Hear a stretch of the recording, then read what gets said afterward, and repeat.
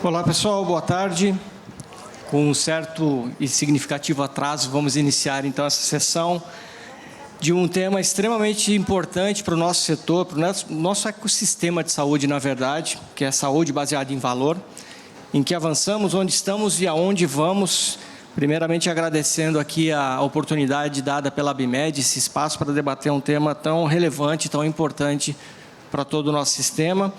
Meu nome é Murilo Contó, eu sou gerente de políticas de saúde da Boston Scientific e atuo também junto à Federação Internacional de Engenharia Biomédica como chair da divisão de avaliação de tecnologias em saúde. Bom, sem mais delongas aqui, eu gostaria de convidar para a formação então dessa sessão Dr. César Bicalaf, CEO, fundador da 2IM Inteligência Médica S.A., presidente do IBRAVES, Instituto Brasileiro de Valor em Saúde. Obrigado pela presença, doutor César. Doutora Ana Paula Silva Cavalcante, gerente de Estímulo à Inovação e à Qualidade da Atenção na Agência Nacional de Saúde Suplementar, ANS. Obrigado pela presença, doutora Ana Paula. Doutora Márcia Alves, diretora de Public Affairs Latam da Edward Life Science.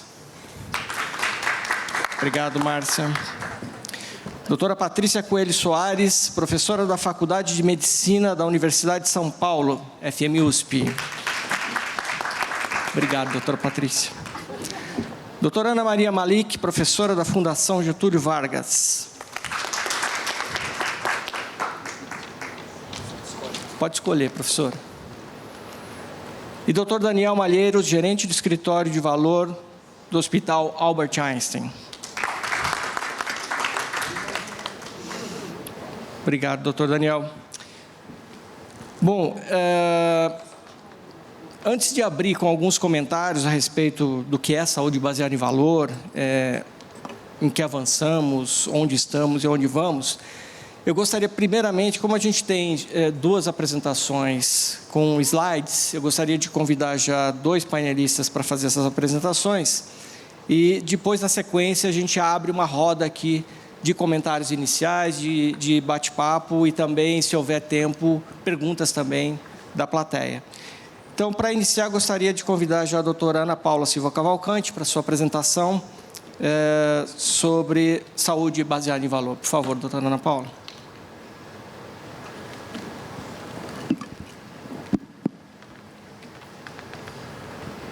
Bem, boa tarde a todas e a todos. Queria agradecer o convite da ABMED para vir falar aqui em nome da Agência Nacional de Saúde Suplementar.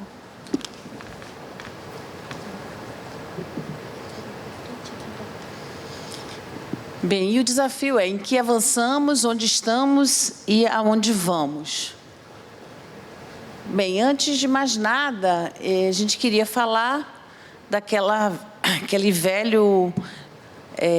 velha equação, né? Valor em saúde, a relação entre resultados que importam sobre o valor. Então, desfechos clínicos sobre o que é pago, né? Essa, como todo mundo sabe, é uma equação muito difícil de ser feita. Ela parece simples, mas não é nada simples. E todas as vezes, no setor que a gente começa a falar em modelo de remuneração baseado em valor, ou seja, a forma pela qual o recurso é repassado, a gente cai sempre numa discussão dos valores de remuneração, nos valores efetivamente pagos. Não que essa não seja uma discussão importante e uma discussão fundante do setor, mas os valores realmente pagos, eles podem ser insuficientes em qualquer modelo, né? E eles podem ser bons em qualquer modelo, mas a gente sempre cai na tabela, né? Então, dito isso, a gente precisa avançar, porque todas as vezes que a gente chama o setor para conversar, a gente desloca e cai numa discussão em que a agência, de fato, ela tem pouca ingerência, né? Bem, aí aqui a gente citar aqui o próprio Bicalaf, que está aqui, né? Eu gosto muito dessa relação esforço-benefício, né? O esforço está aí, estrutura, localização, contraprestação, coparticipação. E o benefício tem a ver com segurança, com efetividade, com eficiência, qualidade de vida, experiência do paciente. Então, como fazer com que a balança venha pender para o lado azul, né? Eu, ao invés de dizer onde estamos, preferi falar de onde partimos. Nós partimos, há alguns anos, de um diagnóstico que talvez não tenhamos avançado tanto. Necessidade de aprimoramento da qualidade e da sustentabilidade do setor. Esse é um desafio que permanece. Hegemonia do modelo de pagamento por procedimento. Esse é um desafio que permanece. Fragilidade da mensuração da qualidade da atenção à saúde. Temos avançado, mas é um desafio que permanece. Fragmentação da rede assistencial. O sistema pode levar a redução de acesso e redução da qualidade, e novos modelos de remuneração poderiam, naquela ocasião, representar um estímulo à competição positiva por clientes. Baseado nisso, então, nós fizemos o seguinte diagnóstico: modelo de atenção, modelo de gestão e modelo de remuneração. Serviços desarticulados, centrado na atenção hospitalar, médico centrado, ausência de coordenação do cuidado, pouca mensuração de indicadores. Modelo de gestão em saúde, baixa cultura de qualidade, auditoria médica com foco na liberação da cobertura, baixa adesão a auditorias de acreditação. E modelos de remuneração, como a gente já disse, não considera resultados ou qualidade dos serviços, os pagamentos maiores para os procedimentos mais caros e complexos, a hegemonia do fee-for-service. Em que avançamos? Em termos de regulação, nós lançamos o programa Modelo de Remuneração em 2016, mas desde 2011 e 2012, a ANS já discute esse tema, né? Teve a rodada do Rio de Janeiro, a rodada de São Paulo, o grupo de trabalho de OPME junto com a Anvisa. E em 2016 lançamos então esse programa. Inicialmente discutimos teoricamente os principais modelos de remuneração, focamos nas experiências internacionais, fizemos comparativos entre modelos e compartilhamento de experiências exitosas. Fizemos vários eventos. E a fase 2 foi identificar os elementos necessários para que as operadoras de fato implementassem, e aí editamos a primeira versão do guia para implementação de modelos de remuneração. A fase 3 se iniciou bem no momento da pandemia, onde a gente propunha a experimentação. E aí nós acompanhamos algumas experiências, mas de forma muito tímida, em plena pandemia. Não paramos o programa, fizemos tudo à distância, mas realmente ele foi muito prejudicado.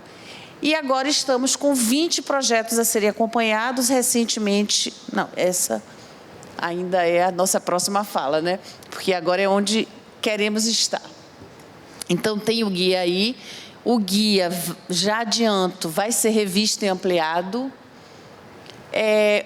O que a gente vê nesse avanço? Inovações tímidas, né? Fee-for-service com pagamento por performance, pacotes, até capitation em DRG associados, mas ainda de forma tímida.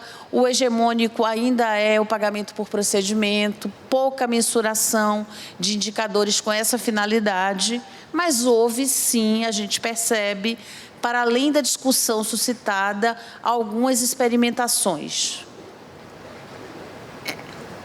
Nosso primeiro projeto, foram 40 operadoras, 13 projetos, foram remotamente acompanhados. A gente viu que as dificuldades operacionais foram grandes, mas a gente viu que compartilhar a experiência, trazer para o debate operador e prestador, isso ajuda, né? E a análise das especificidades do contexto em que realmente a gente vai implementar. Mesmo com todas as dificuldades, a gente viu que o projeto teve um saldo positivo. E onde estamos? Bem, a gente viu aqui, tem essa publicação sobre a percepção dos gestores das operadoras. E foi interessante, ele é novinho, né? 2023. a gente viu que ter suporte foi o principal motivo para as operadoras participarem do projeto Modelos de Remuneração baseado em valor, o da ANS, né? A disponibilidade de profissionais especializados, consultorias especializadas, capacitação. E a gente viu, então, pela nossa própria experiência e pela pesquisa, a necessidade de buscar parceria no setor. Buscar parceria especializada, né? E a outra questão que a gente levantou foram os problemas relacionados à resistência dos prestadores. E a gente sabe que essa resistência ela tem razão de ser, porque nem sempre é fácil. A gente tem essa publicação americana de 2018, mas ela é muito parecida com o contexto brasileiro. Problemas no desenho dos novos modelos, pequeno número de beneficiários envolvidos, incapacidade de cobrir os custos adicionais inerentes à transição, porque você precisa capacitar pessoas, você precisa coletar dados. Então, o prestador ele precisa se organizar e alguém tem que pagar também essa conta. Falta de reservas financeiras para gerir esse aumento do risco. Tudo isso é real hoje no Brasil. Falta de dados para estimar o potencial de economias e riscos envolvidos, falta de garantia de estabilidade na continuação, falha no modelo de remuneração para resolver determinados tipos de necessidades dos pacientes. Então, sempre tem que haver a possibilidade da excepcionalidade, do outlier e necessidade de motivação. Parece até que foi escrito para o Brasil, mas não foi. Estamos com 20 projetos selecionados agora, fresquinhos. Desses 20 projetos, 16 são na área médico-hospitalar e 4 na área de saúde bucal. Essa foi outra inovação. Nós colocamos vagas específicas para a saúde bucal. A maior parte dos modelos são, como a gente falou, pagamento por procedimento, mais pagamento por performance, pacote, mais pagamento por performance, assalariamento. Aquilo que a gente falou lá em cima se repetiu, mas isso é quando eles entram, né? A gente vai ter um tempo aí para ver como é que eles vão sair. E aí as principais áreas que serão enfrentadas, temos aí o transtorno do espectro do autismo, que é uma questão hoje no setor, né? Enfim. Agora, para onde vamos? Isso vocês acho que não pediram, mas a gente colocou. Os benefícios do modelo, né? Para o sistema de saúde, a gente acha que a forma como é prestada a atenção à saúde pode impactar em toda a cadeia e pode contribuir para a sustentabilidade. Então, o modelo de remuneração está intrinsecamente ligado ao modelo de cuidado e ao modelo de gestão. Para o paciente, obviamente, pode induzir a uma maior pertinência do cuidado, com a adesão a protocolos e diretrizes clínicas e uma melhora tanto na experiência do paciente como na efetividade. Para o prestador, é um estímulo à valorização da boa prática, do bom desempenho. Quem está na saúde, efetivamente, quer um bom desempenho, quer uma boa prática, né? Então, eu acho que é um modo, inclusive, de melhorar a reputação. E para a operadora, pode ser um vetor de mudança na forma como a operadora faz a gestão. Então, a gente tem um modelo de remuneração para um modelo de incentivo à qualidade. Esse é o nosso horizonte, né? Então, um pagamento por procedimento com conta aberta, diárias globais, pacotes, pagamento por episódio de cuidado e pagamentos globais. E a gente quer também o pagamento por coordenação do cuidado e o pagamento por reporte de dados. Então, a visão estratégica é modelo de remuneração atrelado a modelo de atenção e a modelo de gestão. Né? O modelo de atenção com linha de cuidado, com protocolo, com acolhimento coordenado, com ciclos de melhoria. O modelo de gestão tem que ter o patrocínio da liderança para que as coisas aconteçam. Coleta sistemática de desfechos, isso é preciso de organização interna, incentivos à qualidade e acreditação, auditorias internas. E modelo de remuneração com métricas atreladas ao pagamento, métricas atreladas, métricas de desfecho, né? E incentivo à qualidade. Bem, acabou meu tempo. A gente acha que os desafios para uma implementação bem-sucedida tem que ter diálogo, tem que ter sistema de informação, capacitação, sistema de gestão de serviços, conhecimento do perfil da carteira e conhecimento do perfil do prestador, classificação clara dos hospitais, criação ou adaptação e utilização de classificação baseada em diagnósticos. E necessidade de experimentação. Sem experimentação, é difícil a gente ter artigos que se baseiem no nosso sistema. O nosso sistema é peculiar, né? O sistema da saúde suplementar, ele não é igual ao americano, tem semelhanças, não é igual ao inglês ao canadense, então a gente precisa fazer as experimentações necessárias. E ela requer instrumentos relacionados à contratualização, né? Novos modelos de contratualização têm que estar abertos, né? Os contratos, eles têm que refletir essa forma de remunerar. E nem sempre refletem, né? Então, nesse nosso programa, a gente pede sempre que seja feita uma atualização do contrato. A imprecisão desse objeto contratual não pode, de maneira nenhuma, impactar na prestação de serviço ao paciente. E os nossos próximos passos, eu sei que eu já estourei, mas parcerias, a gente está fazendo parcerias, a gente vai ter acordos de cooperação com parceiros para nos apoiar, pensando naquele apoio que as operadoras e prestadores precisam. A gente vai ter uma plataforma para coleta de dados e vamos atualizar o guia, monitorar e acompanhar essas 20 experiências.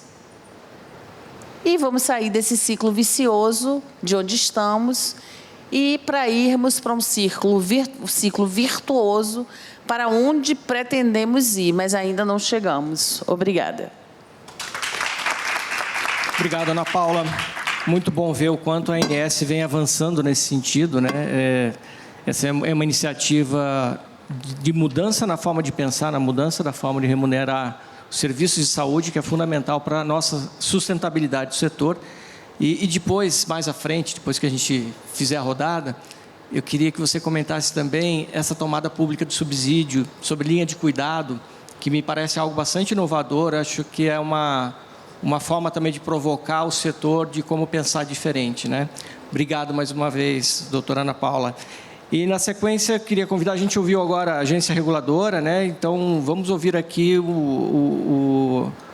a fala de um representante do prestador de serviço do hospital, né? Dr. Daniel Malheiros, por favor.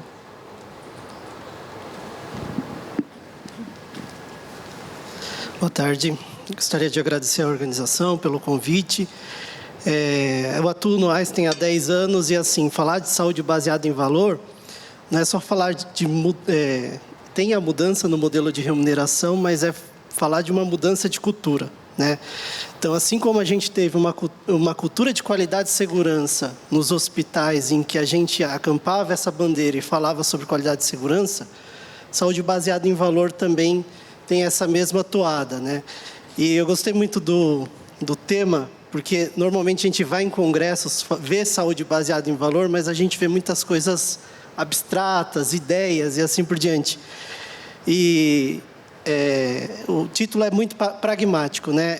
Em que avançamos, onde estamos e aonde vamos. Então, o que eu busco trazer aqui na minha apresentação é o que o prestador, né, o ponto de vista do prestador, tem feito hoje em saúde baseada em valor, dado as limitações de mercado e as restrições, né?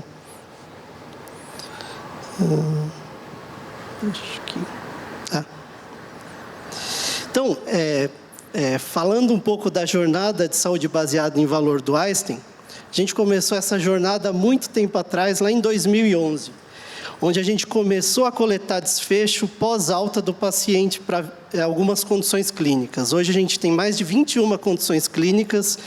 Então, começa com dados, né? Você tem que ligar para o paciente, coletar, saber como que está a qualidade de vida dele antes e depois da intervenção, entender um pouco melhor o efeito, o que aquela intervenção gerou de efeito no desfecho. É complexo analisar desfecho, porque Uma hora a gente quer analisar o desfecho global, né, qualidade de vida do paciente, outra hora a gente quer avaliar o desfecho específico daquela condição clínica, tem N questionários, então, chegar numa padronização de quais questões você pergunta para o paciente, o que é suficiente ou não, para você entender o desfecho, o que você está agregando de valor para ele é muito complexo, né? Em 2015, a gente implementou o nosso sistema de APR-DRG, que é onde a gente agrupa os pacientes em grupos diagnósticos similares para entender um pouco melhor os riscos e um pouco melhor a severidade da doença, o produto hospitalar, né? 2017 foi implementado o prontuário eletrônico, em que tudo que era papel foi digitalizado e com novas áreas que surgiram dentro do hospital, como a área de Big Data.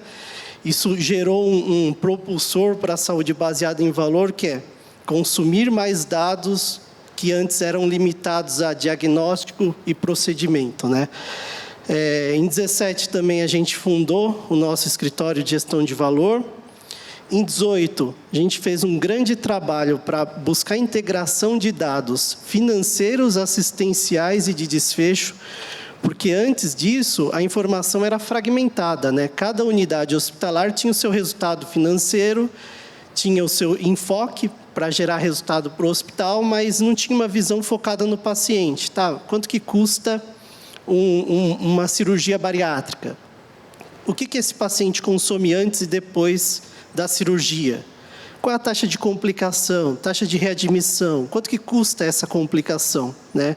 E a partir de 2018 a gente conseguiu integrar todas essas bases de dados que antes eram sistemas separados, justamente para entender melhor do ponto de vista da jornada do paciente, o que ele consome dentro do nosso serviço, seja no cuidado emergencial nas UPAs, seja na medicina diagnóstica, no cuidado episódico, que é uma internação, e assim por diante.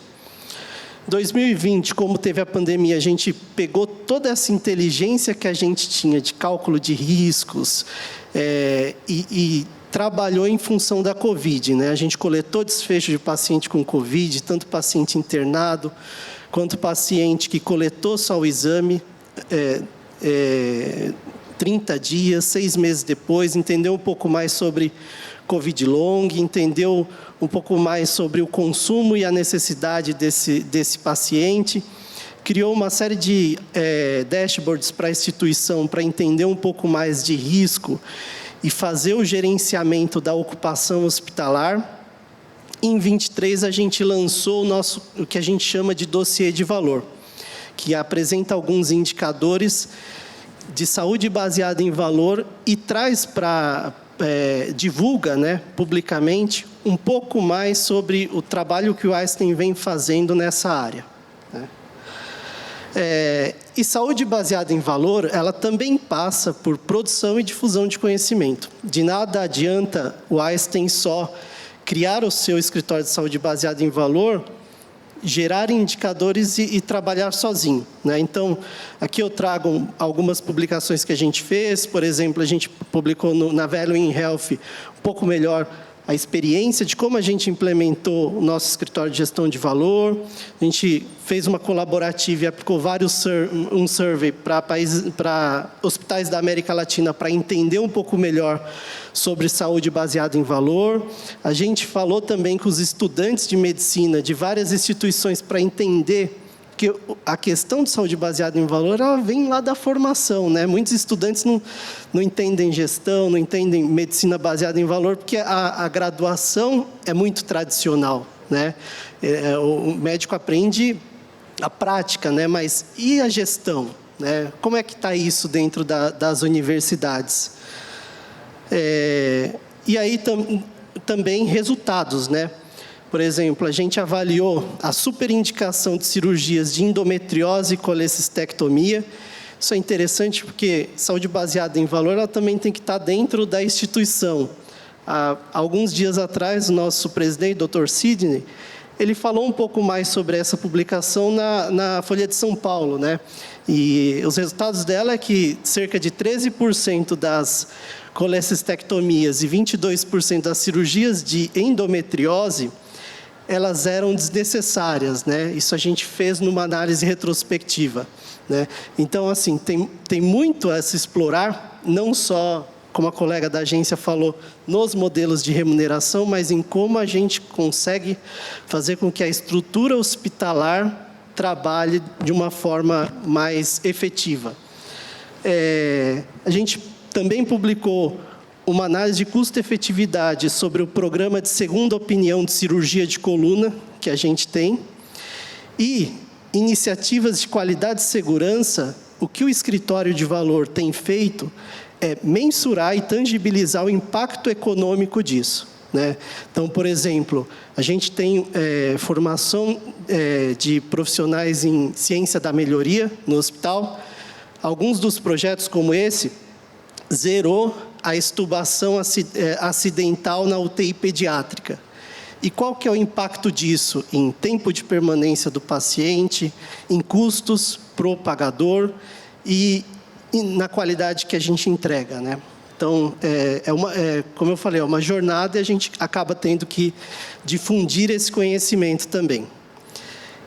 E também passa por transparência entre os stakeholders. E entre os stakeholders estão os médicos.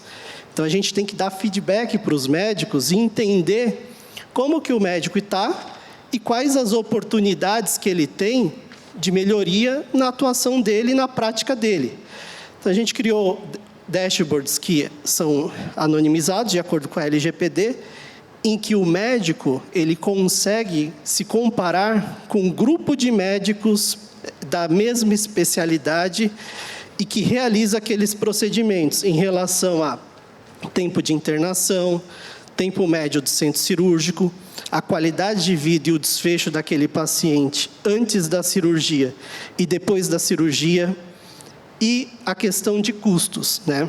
E aí é importante porque, assim, não adianta nada você falar, o seu desfecho ali é 0,8 e o desfecho do seu colega está 0,9, né? Porque isso não quer dizer nada. Muitas vezes o médico não sabe nem o que é 0,8, se isso é bom, se é ruim, e para onde ele vai, né? E, além disso, a gente sabe que, em medicina, o perfil dos pacientes é muito heterogêneo. Então, ele está em 0,8, mas como é que estava a qualidade de vida e o desfecho desse paciente antes da cirurgia? Porque, muitas vezes, aquele médico que pega um paciente mais grave, o delta dele em relação à melhoria vai ser menor do que aquele médico que pega o paciente com uma qualidade de vida pior, né? Então, a gente tem que levar em consideração tudo isso, ajuste de risco e trazer os médicos para a discussão, porque não é só levar o indicador para o médico, mas é entender o que o médico acha que é possível fazer para que a gente consiga fazer uma comparação mais justa possível e sugere uma cultura de melhoria para ele, né? Porque apresentar que o médico tem uma performance pior do que outro não é algo punitivo, né? E sim algo em que a gente se baseia numa cultura de melhoria. Como é que e o que ele vai falar na sequência é: então, como é que eu posso melhorar? Em que eu tenho que investir? Qual é o exemplo de boa prática? Quais colegas que têm uma prática melhor, custos menores e assim por diante, né? Então, é sempre trazer essa ideia de que é uma análise construtiva, né? E que o médico ele pode colaborar com isso. Inclusive, a gente tem a significância estatística, porque de nada adianta você falar que o médico está 0,1 pior do que o outro, se aquilo é inerente do serviço de saúde, que existe uma variabilidade própria daquele perfil de paciente, né? Se ele atende um paciente muito bom e com uma qualidade de vida alta e 5 com uma qualidade de vida baixa, muito provavelmente o resultado dele vai estar impactado por isso, né? Por esse viés. Além disso, levar para os pagadores, mesmo sem o modelo de remuneração definido, às vezes com o modelo fee for service, levar um pouco dos resultados e discutir isso, né?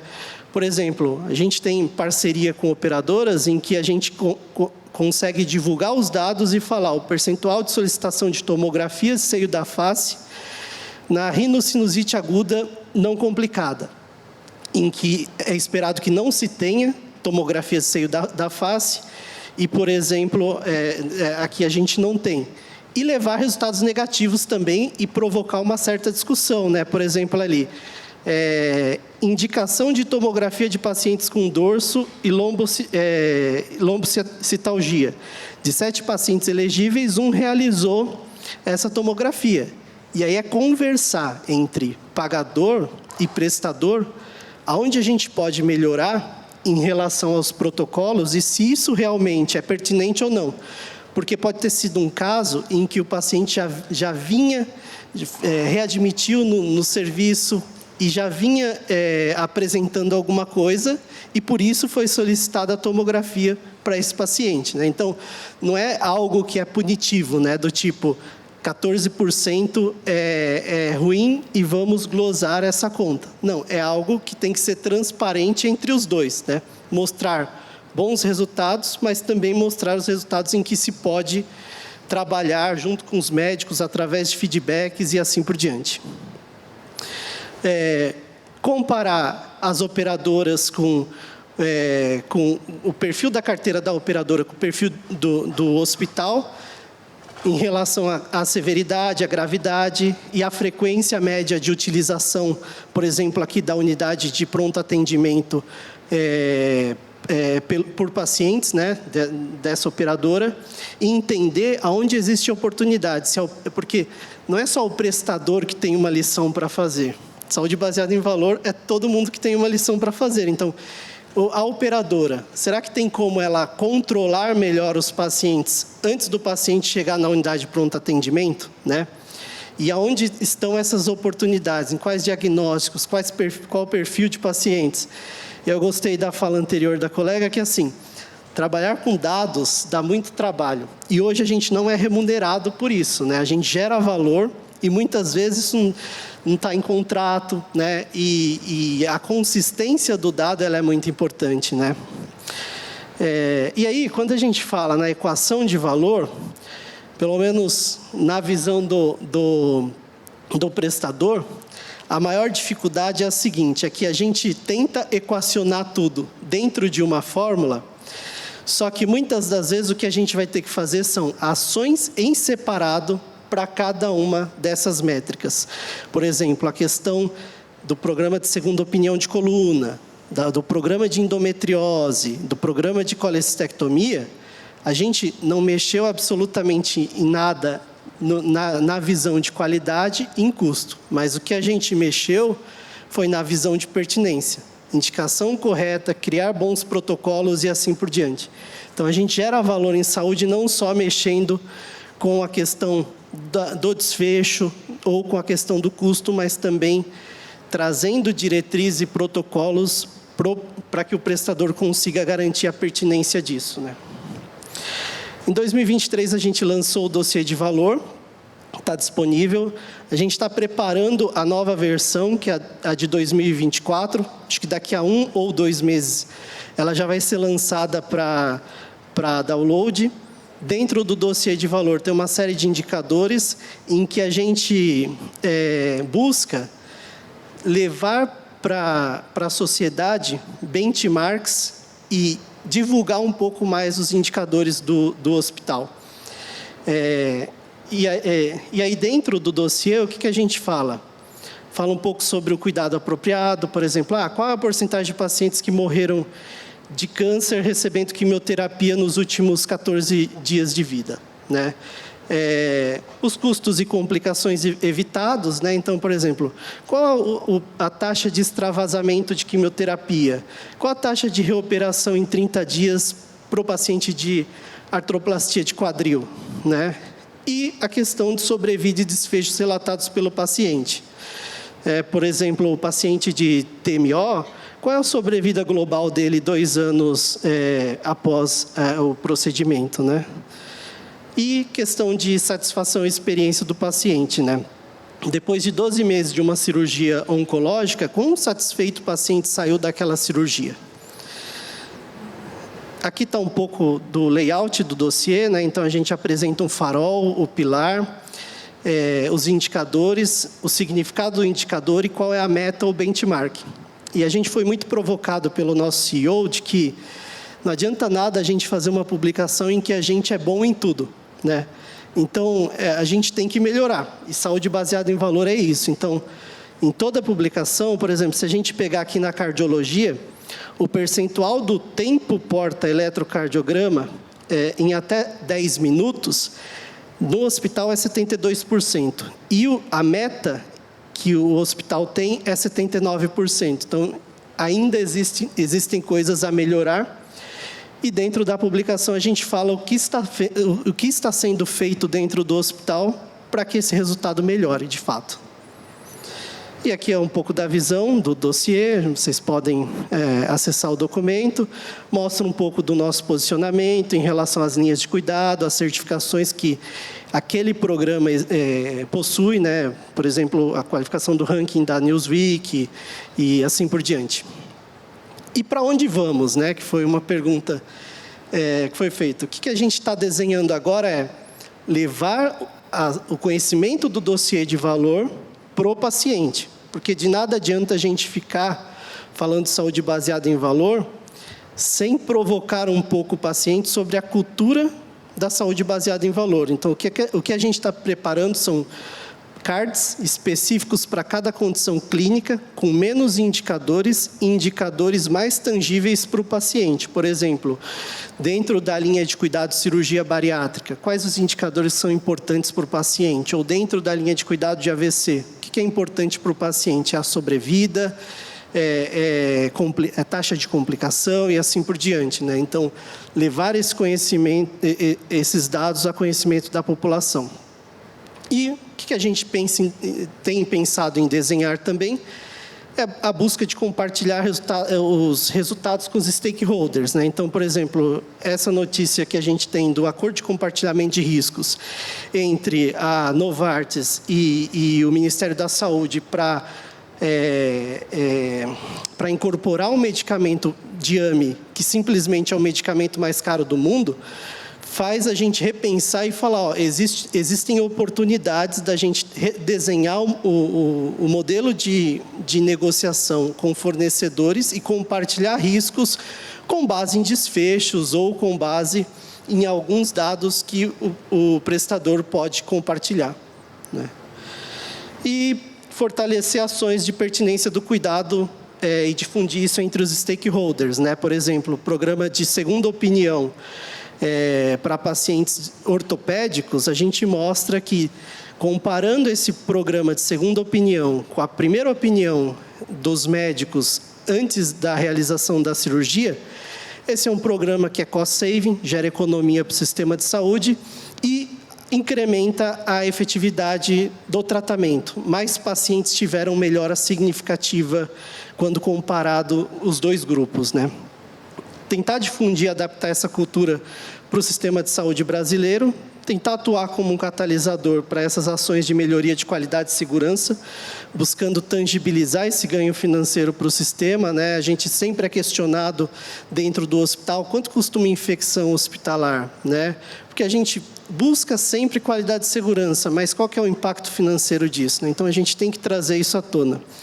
Oferecer o suporte para a incorporação de novas tecnologias com essa visão de desfecho, a tomada de decisão, tentando viabilizar esses novos modelos de remuneração, entender melhor esses riscos e variabilidades que são inerentes de cada condição clínica.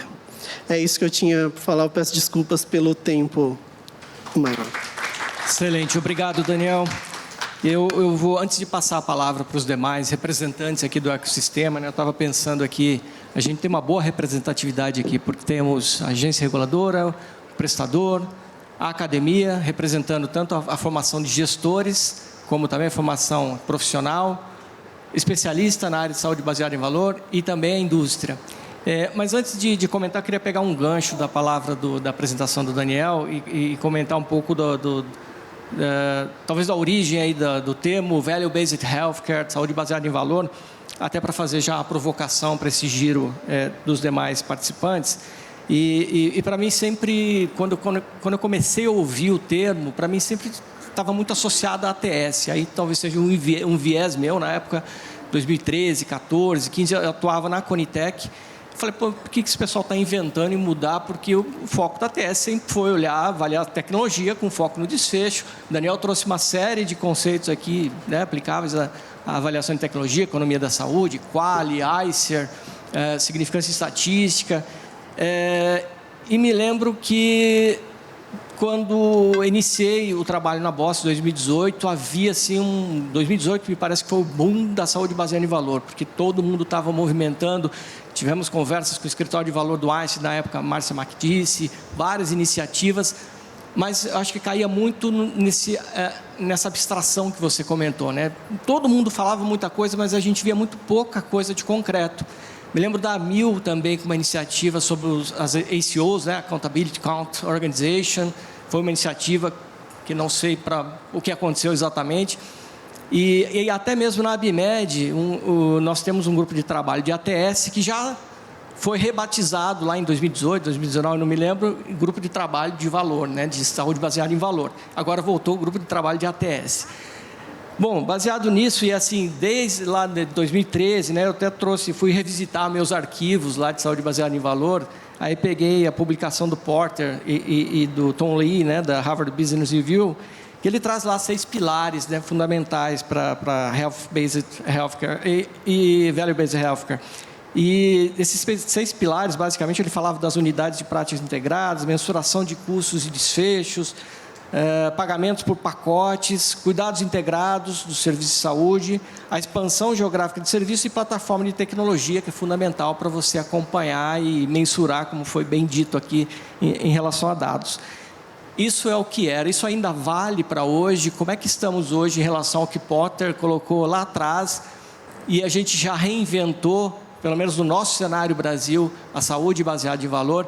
Queria começar com a Ana Maria e depois a gente vem nessa sequência aqui para o giro inicial das palavras. Eu vou. À vontade. Eu vou.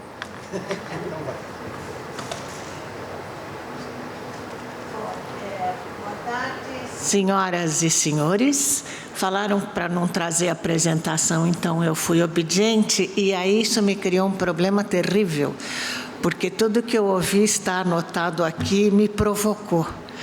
Mas a primeira coisa que eu vou colocar aqui é que, assim, de repente, enquanto eu anotava o que eu queria falar, estou vendo, deixa eu olhar aqui os numerinhos do horário.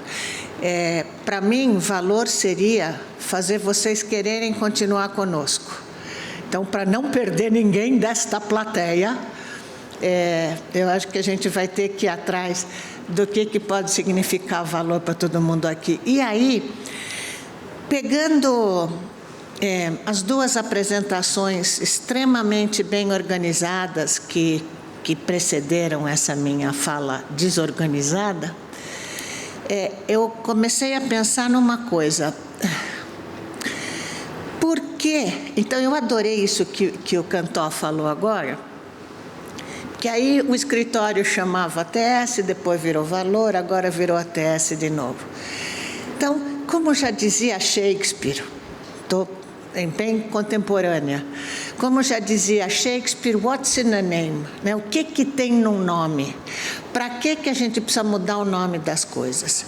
Então, algumas das coisas que foram apresentadas aqui são claramente encontradas nos escritos do Deming. Deming significa 1950. Deming falava que qualidade, por exemplo, é tentar eliminar a variabilidade desnecessária. O exemplo das indicações desnecessárias, eventualmente, de colicistectomia, etc. A outra coisa a que o Deming se referia era ao conhecimento profundo, e tem coisas que a gente não sabe e vai fazendo caminhar.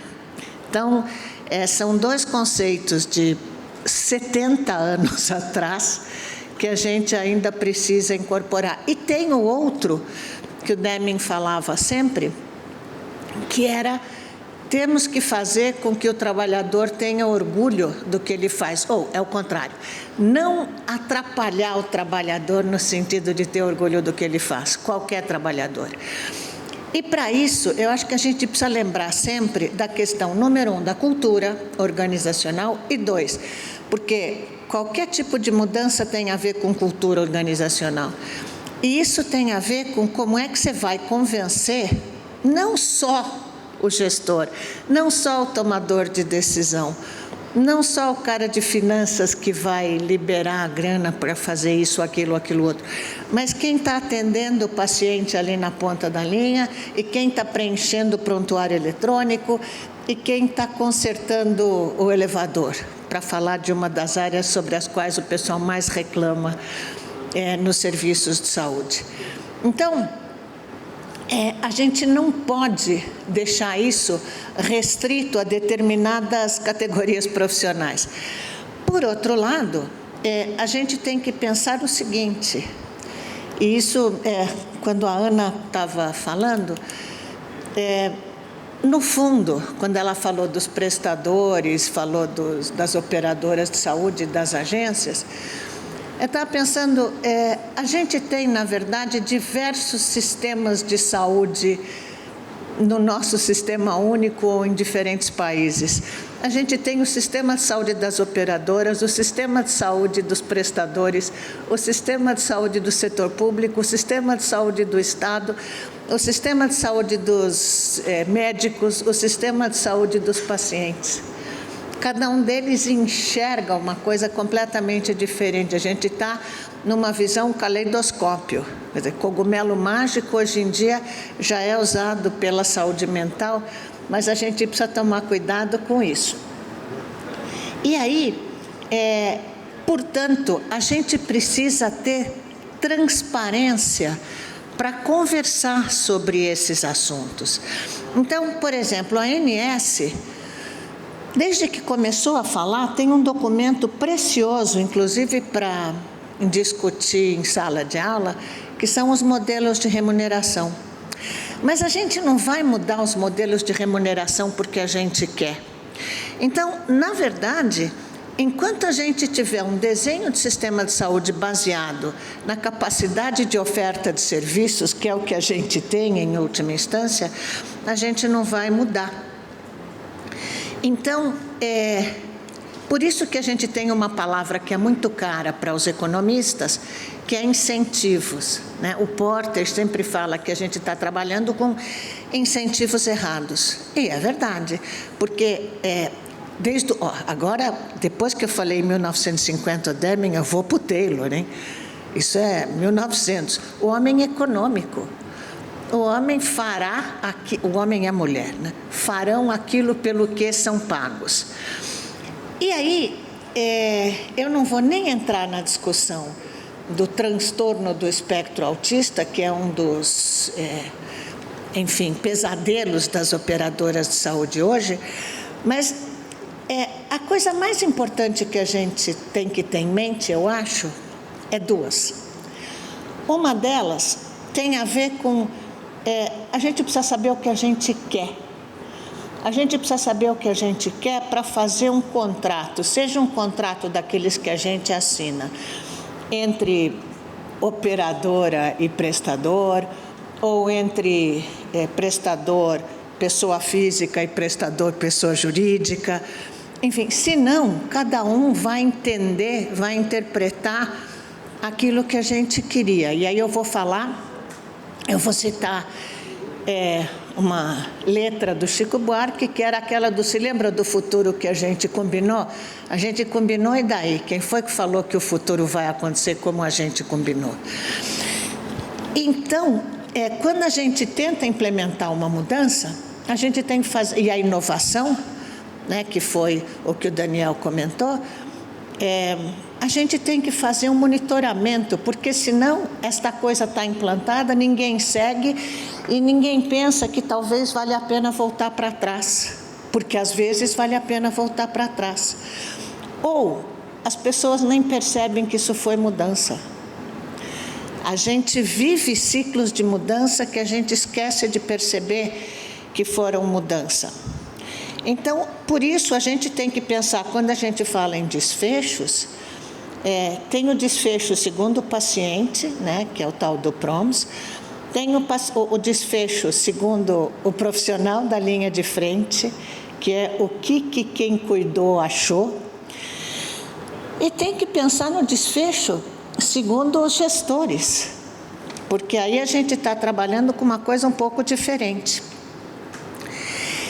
E, em última instância, e eu vou encerrar com mais uma letra de música, eu fico triste quando eu penso que, de repente, atenção, hein, senhoras e senhores, vocês não estão preparados para o que eu vou dizer agora, eu vou citar Belchior.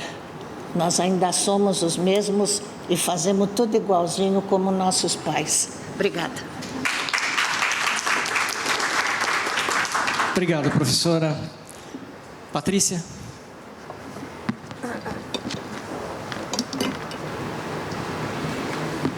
Boa noite a todos. Eu queria agradecer o convite da AMIMED, agradecer a presença de vocês aqui. Eu acho que a gente está construindo valor ainda, porque o pessoal ainda está aqui, Ana, então a gente está mantendo a atenção de vocês. E eu segui a orientação da professora Ana Maria Malik, né? Não tem apresentação. Aí eu não trouxe a apresentação. Então, as duas professoras não trouxeram. E o resto trouxe a apresentação estruturada. Então, eu estou até um pouco constrangida aqui, sem a apresentação, sendo a professora. Então, gente, o que eu trouxe, o que eu pensei para a gente conversar aqui, eram mais provocações, né? E pontos que eu acho importante vocês que estão implementando realmente, de fato, na vida real, que eu acho que vale a pena a gente, num fórum como esse, discutir, né? E aí eu fiquei chateada porque a minha primeira provocação o Murilo já fez. Queimou a minha primeira provocação. Isso é um novo paradigma, porque me parece tudo muito ATS, né? E aí eu tenho que confessar o conflito de interesse, porque eu estudo ATS, Avaliação de Tecnologia de Saúde, há 20 anos. Então, está muito impregnado em mim os pilares, enfim, a avaliação econômica. E quando eu vejo as pessoas falando de saúde baseada em valor, muito daquilo é tudo ATS, né? A minha provocação maior é assim, de fora, vendo como acadêmico. Me parece que esse paradigma é mais para o ambiente hospitalar do que para o sistema de saúde como um todo.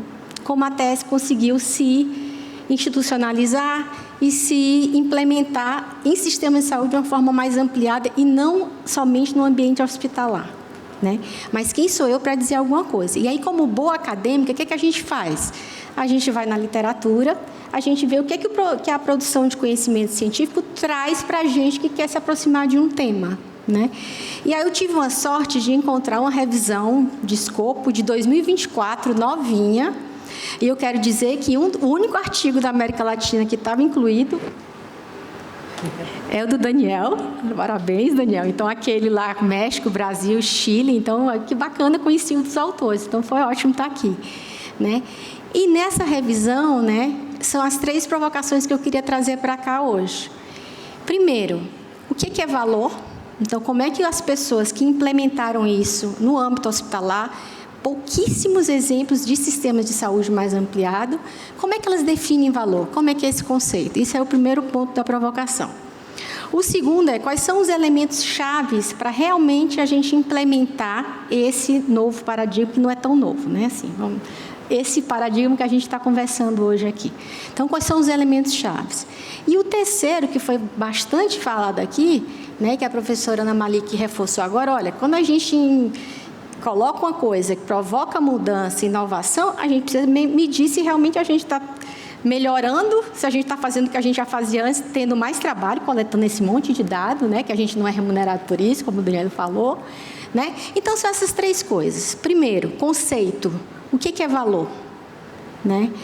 E aí, quando eu vejo o que é valor, é o mesmo debate da ATS, né? Então, quando eu vou incorporar o Josema lá, 6 milhões, né, por uma aplicação por ano para o paciente, o que é valor, né? O que é valor para um profissional de saúde, para um médico? É o mesmo que é valor para o paciente? É o mesmo valor que é para o gestor? De que valor a gente está falando? Né? Então, acho que a primeira coisa, para as pessoas que estão envolvidas na implementação desse paradigma, eu acho que essa definição de valor é muito contexto dependente, é muito contexto específico. E eu diria que é até doença específica, né? Porque quando eu penso em uma doença rara, o que é valor em doença rara, para a mãe de um paciente, é totalmente diferente do que é valor para o meu filho que está com febre em casa agora, que já me ligaram, ele está com febre, né? Uma doença respiratória aguda. É totalmente diferente o valor, né?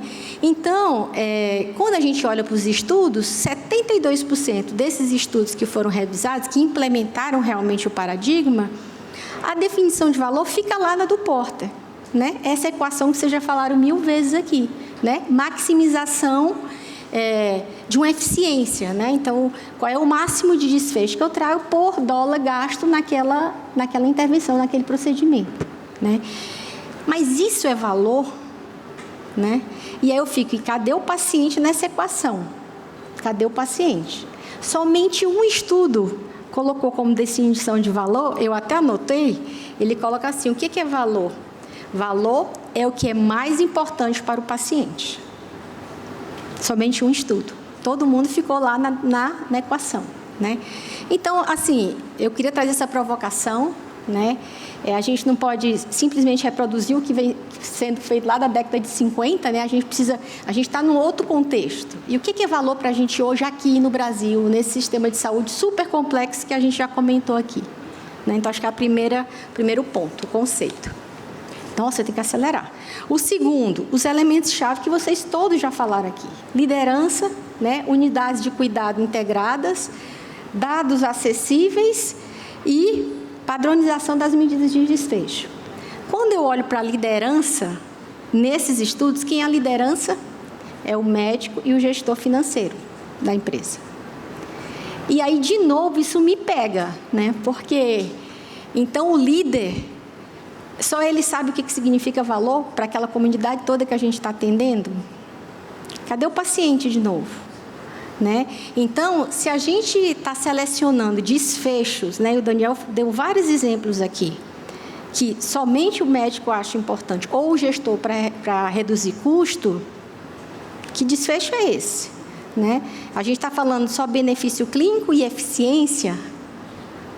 É só isso que a gente quer olhar? E o que o paciente acha que realmente importa para o tratamento dele? Né? E a sociedade? Será que um valor seria equidade, por exemplo, a sociedade, na alocação de recursos? Sustentabilidade do sistema? Né? Então, a gente tem que ampliar tanto o que é essa definição de valor. Né? Então, são essas provocações. Né? E aí, uma coisa que eu achei ótima, o Daniel falou assim, quando a gente mede, né, que dá um trabalho fazer a interoperabilidade dos sistemas, o de custo estava no lado, o benefício clínico, qualidade de vida, tudo que é bem assim, os sistemas de saúde são paralelos, eles nunca estão integrados. Quando eu consigo integrar tudo, e aí eu vou fazer com isso o quê? O 0,7 é pior do que o 0,9? Sabe, assim, usar essas medidas para penalizar os profissionais de saúde que estão lá tentando implantar o paradigma, ou para premiar, não é isso a função, né? O que a gente vê na literatura é assim, que esses desfechos teriam que ser trabalhados para aumentar a compreensão do que está sendo feito no atendimento àqueles pacientes, né? No atendimento às necessidades que chegaram lá àquele serviço de saúde. Então, é para muito mais do que simplesmente estar monitorando e penalizando quem está fazendo de um jeito ou de outro, né? Dada toda a variabilidade da população que é atendida naquele serviço de saúde, né? E aí eu estou quase acabando, gente. O terceiro ponto, né, é a coisa de medir realmente os desfechos. Né? Como é que a gente mede realmente o impacto, o resultado desses sistemas de saúde e hospitais que implementaram esse paradigma? Né? E o que a gente vê na literatura é que ainda são muito escassos, apesar do Daniel ter mostrado vários... E aí eu acho que é mais estudo de ATS aqui do que avaliação de impacto, que aí é custo-efetividade. Eu vou puxar a brasa para mim, vou provocar, Daniel, tá? Eu estou aqui para isso, né?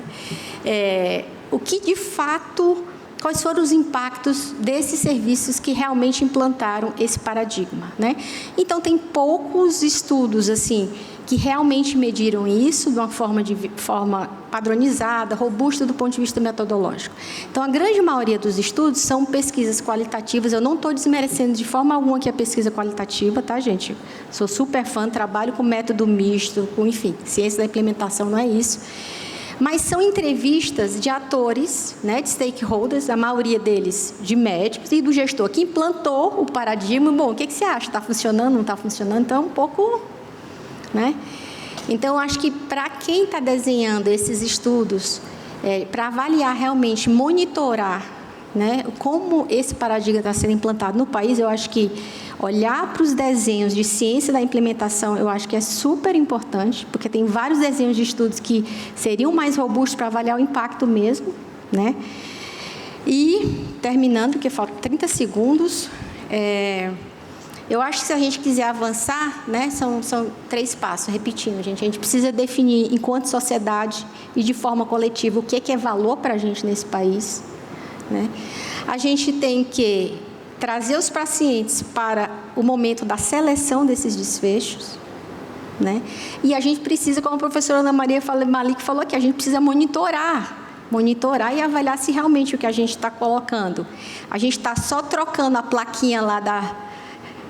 escritório de ATS para escritório de, né, medicina baseada em valor, saúde baseada em valor, porque já foi medicina baseada em evidência. Então, assim, a gente está só trocando plaquinha, é isso? Né? Vamos falar sério, a gente está aqui para promover saúde para o país como um todo, é esse o nosso papel aqui, né? Então, é isso, acho que essas são as provocações e eu terminei em ponto. Obrigada, gente. Obrigado, Patrícia.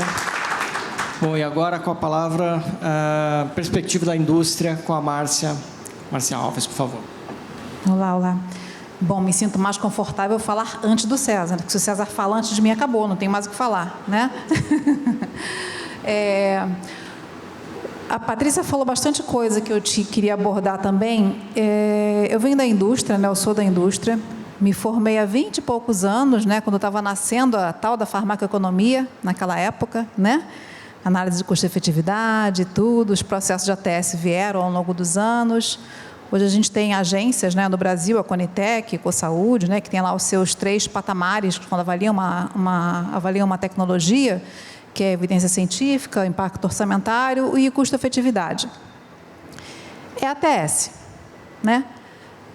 É suficiente? Não, porque a gente está olhando uma perspectiva, né? Então, eu acho que, assim, olhando os exemplos, né, que o Einstein traz, o César vai trazer, eu acho muito bacana que a gente já está experimentando novas abordagens, né? Mas eu não sei se a gente está mudando só a plaquinha ou se a gente realmente precisa ter esses marcos e realmente mudar o nome, né, avançar, porque senão parece que a gente nunca está avançando e saindo do lugar, né? A gente vive um problema enorme hoje na nossa população, com os pagadores também, os custos estão altíssimos, né? A gente tem uma população que está cada vez mais longeva. A gente tinha 8% da população no ano 2000 acima de 60 anos, a gente está agora mais ou menos 15%, e a gente vai chegar nos 30% em 2050, né? E é uma população que vai trazer não só uma enfermidade, mas pode trazer 3, 4. Né? Então, como é que você começa a olhar não para a doença, mas também para o paciente, né?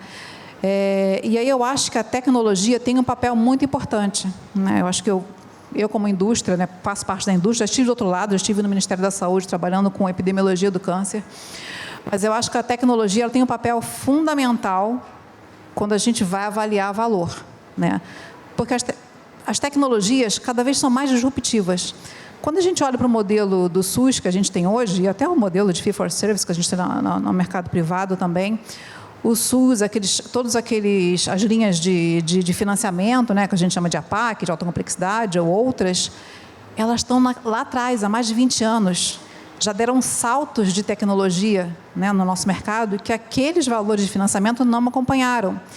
E o fato de incorporar tecnologias não quer dizer que, ok, incorporou. Ninguém está medindo o que está sendo incorporado, né? Então, a gente não sabe se realmente está sendo efetivo ou não e como é que a gente está devolvendo esses pacientes para a sociedade. Então, assim, eu acho que esses modelos de valor, vão nos ajudar muito a refletir o real papel da tecnologia dentro das linhas de cuidado, né? Quando eu comparo, por exemplo, uma tecnologia minimamente invasiva com uma invasiva, né? Eu tenho menor, né, incisão tecidual, eu tenho menos sangramento, o paciente pode ir embora no dia seguinte. Comparo com uma invasiva, onde tem toda a estadia de hospital, tem toda a demanda por mão de obra de recursos humanos do hospital. Eu vejo que tem um ganho aí, né? Eu estou salvando recursos do hospital com uma tecnologia minimamente invasiva, mas esse recurso que eu estou salvando está sendo realocado onde, né? A gente precisa continuar pensando para fazer essa conta. Eu acho que a pandemia abriu muito os nossos olhos, né? A gente já nem fala mais na pandemia, mas eu gosto de falar da pandemia quando, né? Não está longe, gente, e a gente não está livre de outras, né? Até estava vendo no Globo hoje, são parênteses, a tal da ecoepidemiologia que vem, né? Que são as doenças que vão chegar a partir das grandes mudanças climáticas que a gente está tendo. Mas eu acho que a pandemia foi um grande divisor de águas, porque a gente, após isso, a gente começou a olhar para tecnologias mais efetivas e menos invasivas para tratar as doenças. E começaram a sair alguns artigos, né? Acho que saiu em 2022 o Gupta Strategies, né? Que ele falou bastante sobre o papel das tecnologias minimamente invasivas, combinado com o cuidado da linha do paciente, como é que isso pode impactar não só o desfecho de paciente, mas também todo o sistema de saúde. Tem o da London School of Economics também, que fala sobre o mesmo tema, né? Tem um modelo matemático lá de Stickel, da Inglaterra, onde ele compara uma tecnologia minimamente invasiva com uma invasiva, porque depois da pandemia, o sistema britânico ele tinha filas enormes de espera por tratamento, e essas filas levavam o paciente a pioras de doenças, a mortalidade. Então, eles fizeram um modelo onde eles avançariam um percentual de paciente com determinada característica para a terapia minimamente invasiva, e isso salvou muitas vidas, né, e otimizou muitos recursos. Então, assim, acho que a gente precisa começar a olhar diferente para a tecnologia. E medir esse impacto. Não basta só incorporar e virar as costas, né? A gente tem que incorporar e medir. E eu acho que é nessas pequenas iniciativas que a gente começa a ter mais evidências, né, sobre isso. E voltando um pouco no conceito de valor, valor é diferente para cada um. Valor é diferente para o paciente, valor é diferente para o gestor do hospital, valor é diferente para a indústria. Então, acho que antes de começar qualquer modelo de valor, a gente precisa sentar e refletir. Qual é a perspectiva? É do pagador e provedor? É só entre eles? A discussão fica limitada de valor, né? Qual é a preferência do paciente? Será que o homem que tem câncer de próstata com 70, ele tem a mesma preferência do homem que tem câncer de próstata com 50? Não tem. Então, não dá para ser uma fórmula nem um método específico para todo mundo, né? Então, eu acho que o valor tem essa discussão inicial que a gente precisa realmente refletir. É um avanço da ETS ou não é? Não sei se é plaquinhas, mas eu acho que a gente precisa tornar esse sistema de saúde mais sustentável, porque a conta está alta, né? A gente passou por uma sinistralidade altíssima em 2022, caiu um pouquinho em 2023. Está todo mundo querendo otimizar recursos, e está certo, né? As tecnologias estão vindo cada vez mais caras e a gente continua com aquele modelo de mais de 20 anos atrás. Não vai dar certo, né? Então, se os players interessados não sentarem juntos e colocarem na mesa, serem transparentes, o que é valor para mim, o que eu espero, vamos tentar uma solução, acho que a gente nunca vai conseguir mudar, né? E eu acho que esse modelo de valor que vocês colocam em prática, o César também vai trazer aqui, eu acho que é super válido.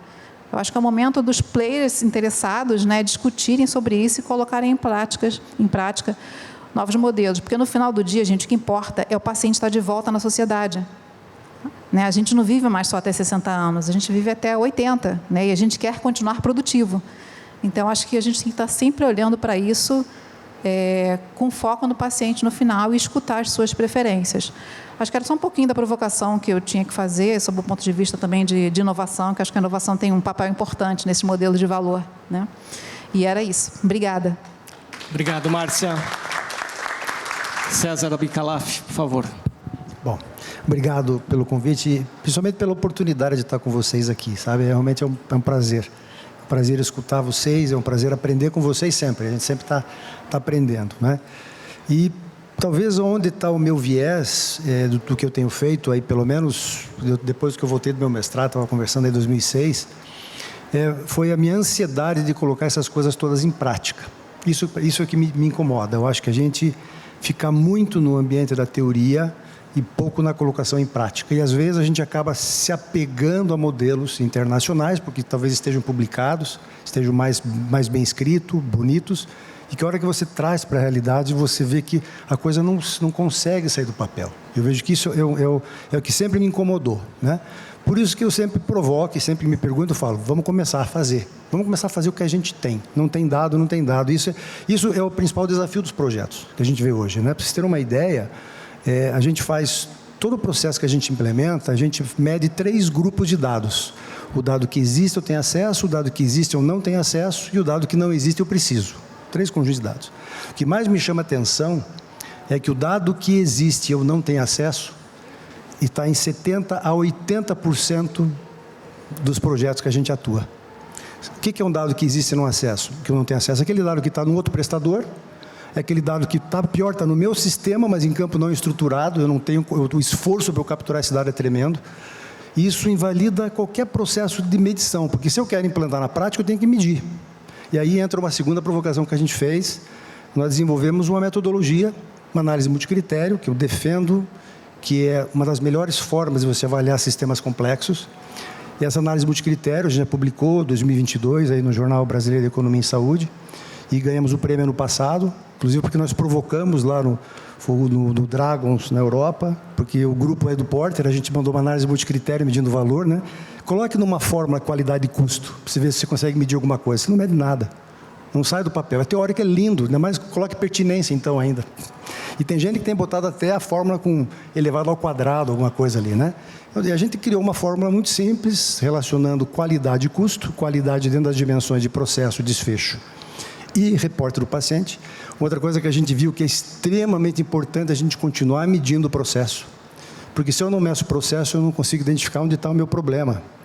É legal você dizer desfecho, eu só falo em desfecho, todo mundo acha lindo medir desfecho.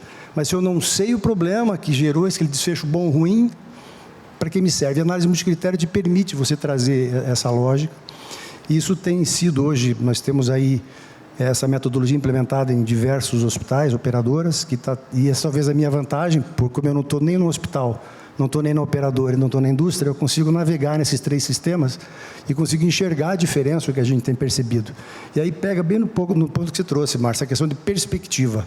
Valor é uma questão de perspectiva, não adianta. A economia da saúde a gente aprende isso, né? Vamos pegar só 2 perspectivas para vocês verem, de quem paga e de quem presta. Para quem paga, valor é eu entregar o melhor desfecho para aquele paciente, que realmente importa para o paciente, ao menor custo possível, ponto. Para um hospital, valor é eu conseguir entregar esse bom desfecho para o meu paciente com a melhor margem. Se eu não tiver margem, eu não consigo entregar um bom desfecho, não consigo entregar um resultado. E aí a gente entra claramente na questão do modelo de remuneração. Indiscutivelmente, isso eu defendo, porque isso fez parte do meu trabalho de mestrado, o modelo de remuneração é o grande influenciador de um sistema de saúde baseado em valor. Por mais altruísta que um hospital seja, poucos hospitais conseguem ter a estrutura do Einstein, de mostrar um escritório de valor em saúde com profissionais super bem formados, né? Caríssimos, se o sistema não compensa isso. O sistema compensa a ineficiência. Você ganha pela ineficiência, você ganha por fazer a coisa mal feita. Essa lógica tem que ser mudada, né? Essa lógica, e esse projeto da INES, o Maurício está aí, tudo, né? Estamos juntos, a Raquel, todo o time. Eu acho que vai ser um grande divisor de águas, a meu ver, quando a gente conseguir realmente construir de forma definida pelo órgão regulador, um projeto de Estado, não um projeto de governo, como é que faz isso. Nós já temos que sair do que para o como, né? Essa é a minha maior ansiedade, é o como. Como a gente faz, como a gente coloca na prática. Vamos errar um monte, erramos um monte ao longo desse tempo, mas vamos fazer. Não vamos esperar ter um sistema de saúde perfeito, prontuário eletrônico todo integrado, tudo em HL7, coisa maravilhosa. Você não sai do lugar, né? Então, começar a medir com o que a gente faz, com o que a gente tem. Então, essa eu acho que é o grande recado e provocação que a gente tem para fazer, né? Questão de perspectiva, um conceito complexo. Eu acho que a ATS ela é algo, né? Eu acho que muda nome, não muda nome. Aliás, o americano tem uma frase maravilhosa para isso, né? Que eles chamam, traduzindo português, né? Passar batom no porco, né? Que tem essa tradução, né? Você passa um batom no porco, deixa ele bonitinho, acho que se mudou porco, ele continua sendo porco. Então, a gente tem que tomar só esse cuidado com os nomes. Mas, na realidade, eu acho que a análise multicritério, a lógica de valor, ele tem que ser repensado nas lógicas de ETS. Inclusive, tem um estudo agora, foi feito, apresentado um pôster na ISPOR, nessa última ISPOR, de um colega, fazendo análise multicritério para avaliar a incorporação de tecnologias. Essa foi a provocação que a gente fez na Conitec, no final de 2022. Né? Por que vocês não começam a olhar a incorporação de novas tecnologias com um foco um pouquinho diferente do que uma análise de impacto orçamentário, uma análise de custo-efetividade? Talvez aí esteja uma pequena divisorzinha de coisas, independente de chamar de ETS, o que eu acho que a gente tem que trazer a experiência do paciente, o reporte do paciente, o processo bem medido. Porque, veja, uma coisa que me chamou muita atenção, até foi no evento da BIMED, acho que esse ano que eu participei, discutindo lá a incorporação de tecnologia, teve uma enfermeira que me precedeu na palestra, e ela falou um negócio que me chamou a atenção. Ela disse o seguinte, que perto de 12% até 20% do medicamento de alto custo, de um quimioterápico, por exemplo, se perde no catéter, antes de chegar no paciente.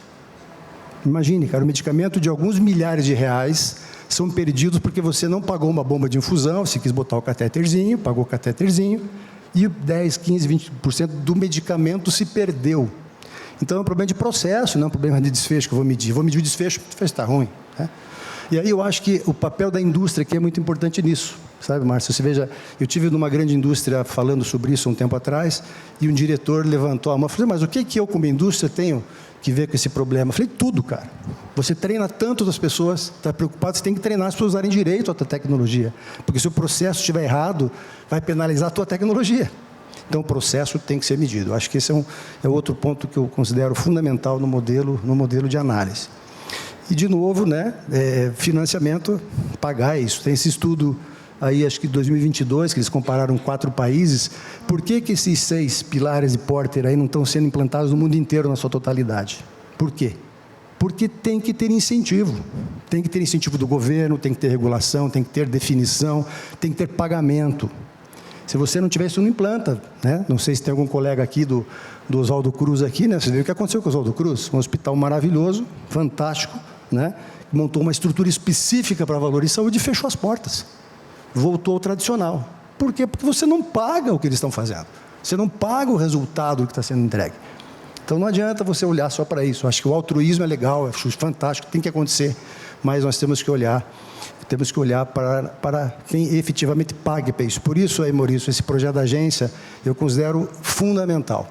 Né? Na minha leitura, é um grande divisor de águas para que você realmente ensine como isso tem que ser feito. Não apenas o que vocês já falaram, todo mundo falou, só lê, tem bastante publicação. Agora, como fazer? Eu acho que é o grande foco que a gente deveria considerar aí nesse nosso guia aí, nessa próxima versão do guia. Vamos deixar um tempinho, ver se vai dar tempo ainda para bater papo, e agradeço aí o tempo de todos. Obrigado, César. Bom, nosso tempo está se esgotando, na verdade já estourou o tempo, mas é como a gente começou um pouco atrasado. Eu não vou abrir para perguntas para a plateia, mas para que a gente faça uma última rodada já de comentários finais, eu queria fazer uma última provocação para onde vamos. Eu acho que o César trouxe vários aspectos aqui, várias barreiras que a gente tem para implementar modelos efetivamente de saúde baseado em valor. Acho que trouxe também algumas iniciativas bastante interessantes e extremamente importantes. A própria agência reguladora tem iniciativas nesse sentido.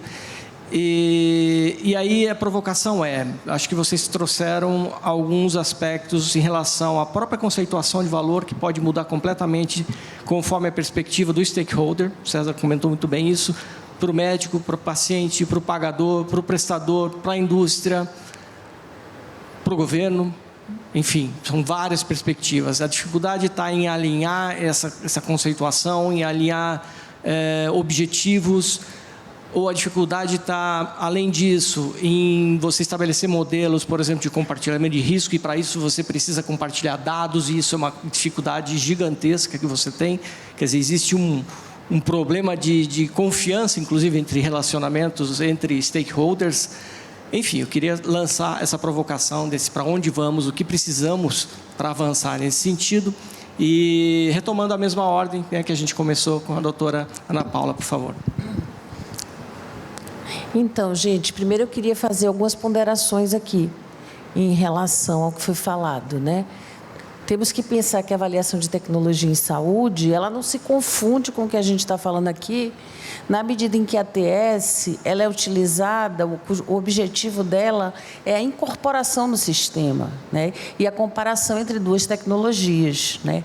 Aqui a gente já está falando da prática, né? A gente não está falando da incorporação.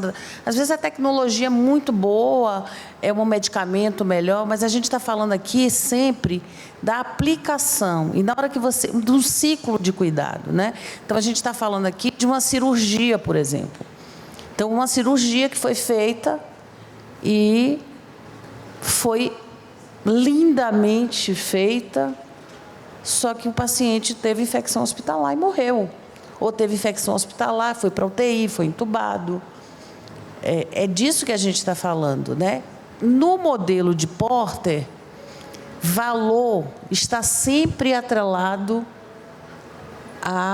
ao paciente. Valor, no modelo de Porter, está atrelado a valor para o paciente. Não, obviamente, a gente tem valor para todos os stakeholders, mas nesse modelo, valor para o paciente. E isso nasceu num momento muito específico, numa época de crise na saúde nos Estados Unidos. E aí ele trouxe, vamos pensar aqui, por que na saúde o paciente não entra nessa equação? Evidentemente que não adianta apenas a gente olhar lá para o fim da cadeia e ver a experiência do paciente, que é fundamental. Mas o paciente, muitas vezes, ele não tem como entender se aquele hospital é bom, e aqui eu tenho que concordar com o Abicalaf, que processo é importante, né? Porque a gente tem que ver a queda, a infecção hospitalar, a gente tem que ver uma série de questões de segurança, a gente tem que ver a efetividade, se o problema que existia foi corrigido ou foi minimizado, se a indicação, a pertinência do cuidado. Então, são muitos aspectos. Aquela equação ali, eu considero, ao meu ver, como uma abstração, porque nunca você vai poder botar um numerador ali, até porque qualidade de vida, segurança... Se você pensar em todos os aspectos da qualidade... São N indicadores. Imagine como é que você faria uma equação dessa... Você pode até pensar, vamos fazer globalmente, com qualidade de vida, ou para sistema de saúde, com expectativa de vida. Mas são sínteses que a gente faz, mas a gente nunca vai abarcar todos os aspectos. E aí não é porque eu estou do lado do Abicalaf, não, mas no livro dele, ele fala muito que talvez...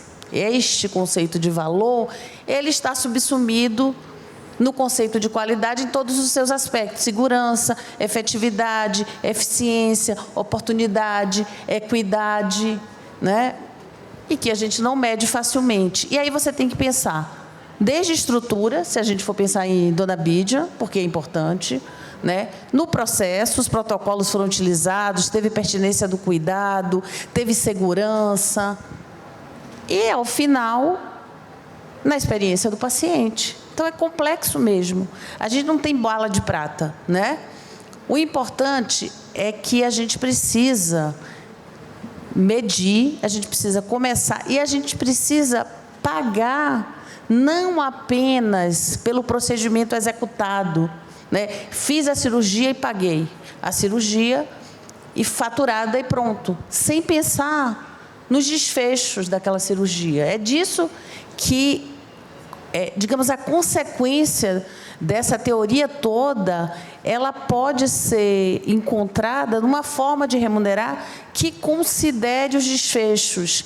E, além de considerar os desfechos, que pense, e isso também está no modelo de Porter, em tecnologias leves, como a gente diria aqui no Brasil, como o reporte de dado, como a coordenação do cuidado, como o acolhimento, que são coisas que não estão na equação da remuneração e que a gente precisa colocar.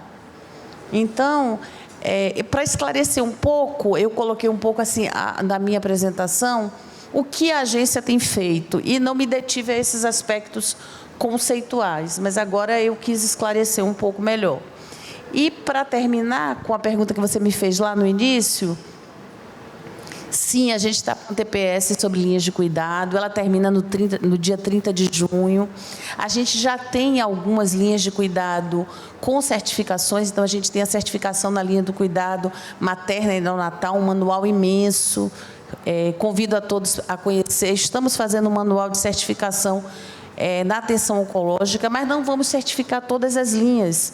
Mas a gente precisa organizar essas linhas, desde a promoção da saúde, prevenção, diagnóstico precoce, rastreio, tratamento, até reabilitação, cuidados de fim de vida, para que haja um roteiro, uma jornada bem estruturada, com protocolos, indicadores. Só que a agência não vai fazer isso sozinha. Então, a gente convida a todos os parceiros, a todos os atores que contribuam. Depois, a gente vai fazer grupos de trabalho vinculados a determinadas linhas que serão selecionadas e teremos a parceria de sociedades médicas também. Então, realmente é arrojado aí, né? A gente elencou algumas linhas principais e a gente convida a todos. Eu espero ter esclarecido. Excelente, obrigado, doutora Ana Paula. É a busca pela linha de cuidado integral, né? Pela integridade do cuidado. Daniel, por favor. Acho que só trazendo um pouco do ponto da ATS, né? Acho que é bem interessante porque, assim, o Escritório de Saúde baseado em valor do Einstein surgiu dentro da área de economia da saúde, né? Então, isso é bom porque, assim, eu acabo pegando um pouco do exemplo do Paulo Borém, que ele fala muito lá no IHI, né? A gente acaba criando algumas igrejinhas, né? Tem a igrejinha do Lean, tem a igrejinha da ciência da melhoria, tem a igrejinha de tal. Mas, na verdade, o que a gente tem que usar são os métodos para chegar aos resultados. Usar análise de custo-efetividade, análise de custo-minimização, ou a metodologia que a gente usa em ATS dentro do ambiente em que você consegue provar saúde baseada em valor, é muito factível. E hoje, o mais difícil é a gente conseguir tangibilizar valor. Que é isso, é chegar numa grande operadora de saúde e falar assim, ó, eu estou gerando valor para o seu paciente por causa disso.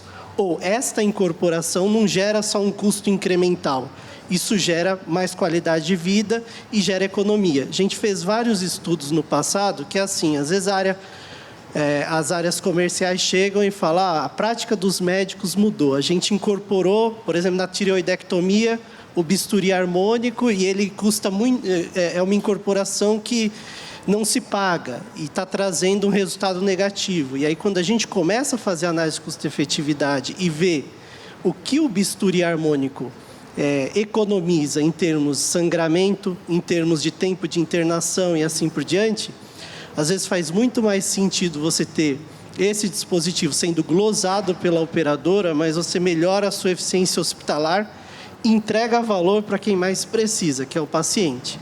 E aí a conta fica como?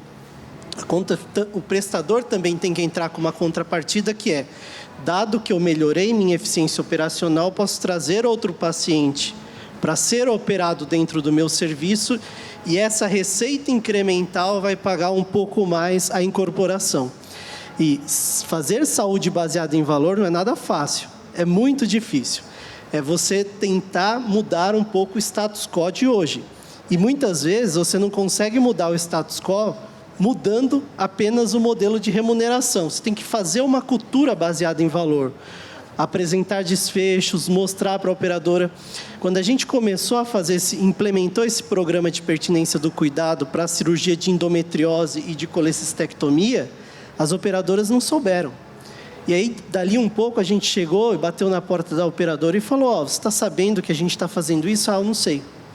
Então, assim, saúde baseada em valor também é você tentar assumir riscos e E não adianta, não tem fórmula mágica de que você mudando para um modelo baseado em valor, você vai aumentar margens.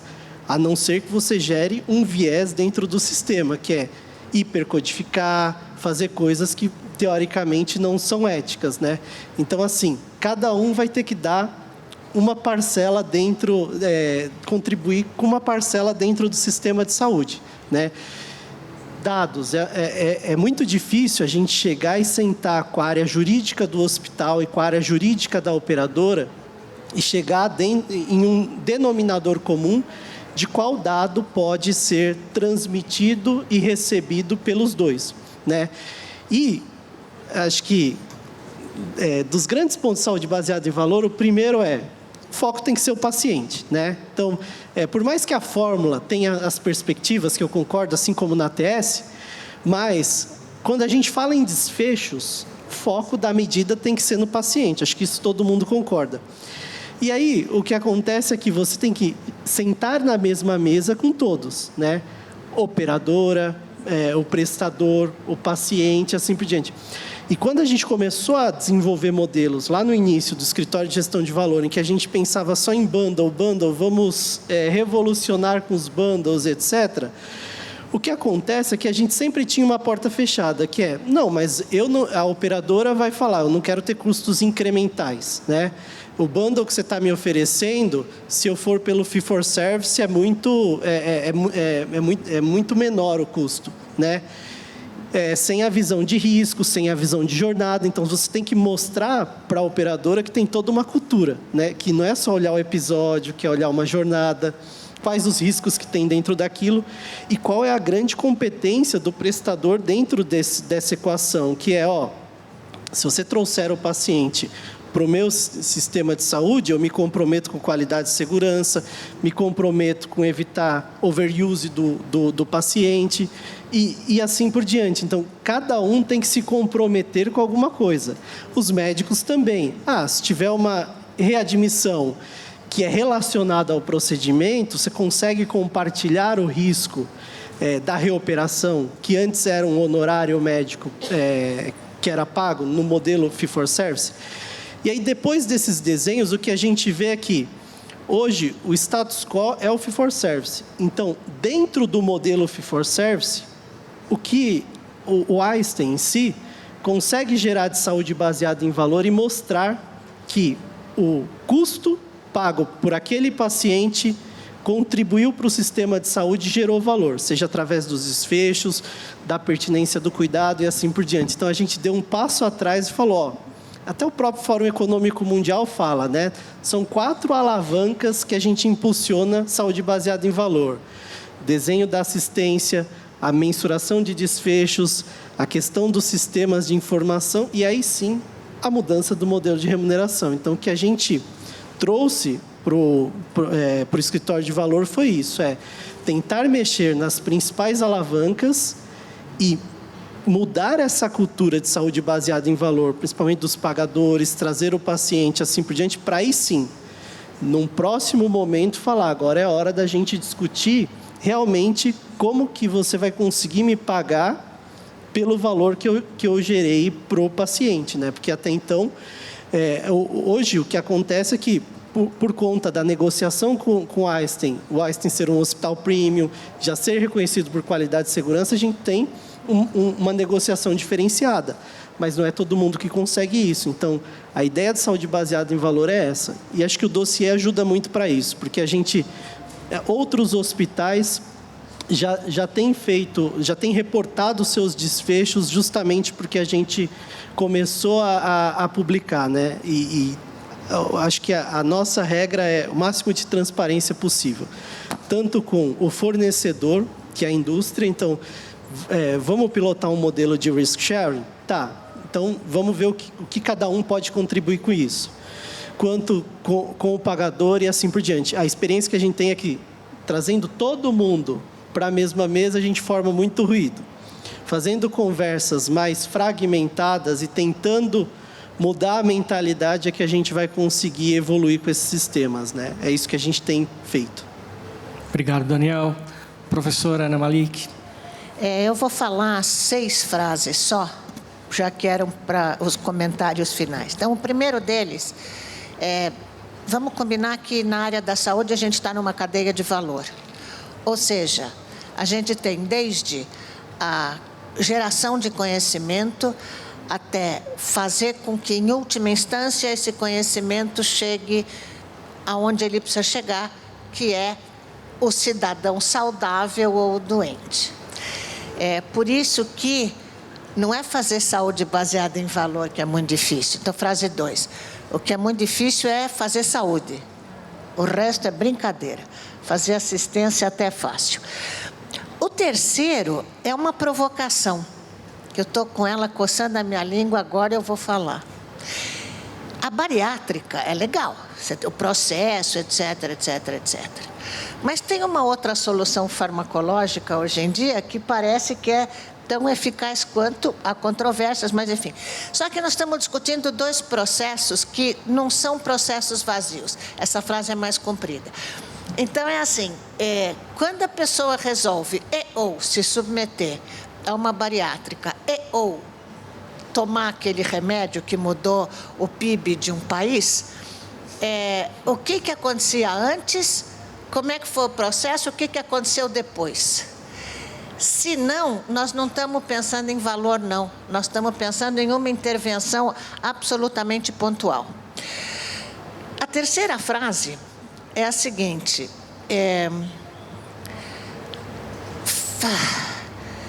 fee for service é status quo desde o milênio passado, quando eu me formei. Gostaram do milênio passado? E, finalmente, a gente está numa fase de sustentabilidade, quer dizer, de sustentabilidade não, de busca pela sustentabilidade. Então, entre os objetivos do desenvolvimento sustentável está a produção e o consumo conscientes. Ou seja, overuse, underuse, misuse deviam ser crimes passíveis de punição severa. E empurration mais ainda. Obrigado, professora. Patrícia? Não, eu acho que agradecer aqui a todos, que foi super... Saí com várias ideias daqui hoje, né? E eu acho que, assim, a gente está falando de vários métodos que podem ser encaixados em vários guarda-chuvas. Acho que, no final das contas, é isso, né? Quando ele falou aqui da análise de decisão multicritério, é um das temas da disciplina, né? Então, assim, às vezes, não é porque não está na Conitec que aquilo não faz parte da ATS como um todo, né? E aí, a ATS não é só pré-incorporação, né? Não é. Não é porque aqui no Brasil é na Conitec pré-incorporação que a ATS é só isso. Então, a ATS, ela vem desde o momento da inovação, quando a gente fala de Early Health Technology Assessment, né? Então, e ela vai durante todo o ciclo de vida da tecnologia até o abandono. Então, não é só pré, né? Então, acho que a gente tem que pensar, isso, assim, que métodos a gente está usando e em que momento do ciclo de vida da tecnologia e em que momento, e aí eu concordo totalmente, tem que ser durante a jornada toda do paciente, não é só lá no desfecho, né? Quando você falou ali, é perfeito, é durante todo o processo. E a tecnologia não é só tecnologia dura, até também avalia processo, tecnologias leves, tudo isso, né? Então, de novo, é isso que eu estou tentando reforçar. Assim, a gente não está aqui para discutir qual é a igrejinha, né? A gente está aqui para trazer soluções para o sistema e torná-lo sustentável, porque vai estourar, como a Márcia falou. Não tem condição da gente pagar tudo para todos, né? Não tem. Nem aqui, nem em país, lugar nenhum no mundo, né?